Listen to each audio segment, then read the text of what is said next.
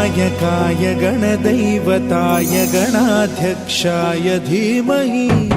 गुणशरीराय गुणमण्डिताय गुणेशानाय धीमहि गुणातीताय गुणाधीशाय गुणप्रविष्टाय धीमहि एकदन्ताय वक्रतुण्डाय गौरीतनयाय धीमहि गजेशानाय भालचन्द्राय श्रीगणेशाय धीमहि एकदन्ताय वक्रतुण्डाय